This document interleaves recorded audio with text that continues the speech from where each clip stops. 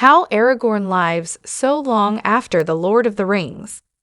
Aragorn lives for many years after the events of The Lord of the Rings, and there are important lore reasons as to why.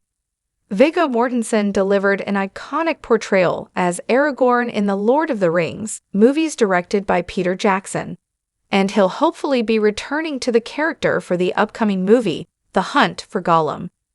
He's introduced in The Fellowship of the Ring as the Ranger Strider, but the film delicately introduces new elements about his past before Legolas reveals that he's the lost heir to Gondor at the Council of Elrond.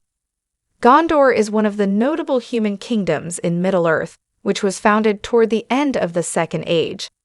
At the start of The Lord of the Rings, Gondor is ruled by a steward who acts in the place of the king.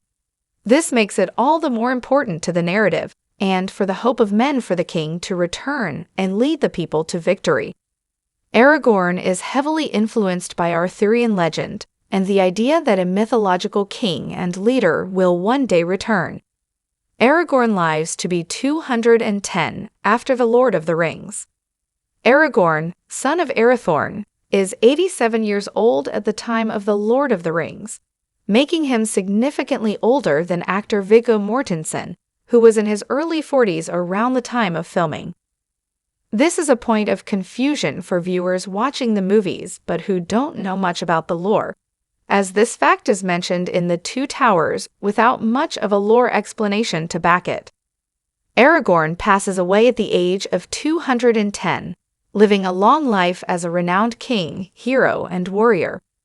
In The Return of the King's ending, Aragorn is crowned as the King of Gondor once again, and he lives on to have a peaceful reign from the year 3019 of the Third Age to 120 of the Fourth Age, spending 122 years as the acting monarch. Aragorn passes away at the age of 210, living a long life as a renowned king, hero, and warrior. He lives behind a son, Eldarion, who inherits the throne after him, and several daughters. Aragorn's lineage is the reason he's able to live so long.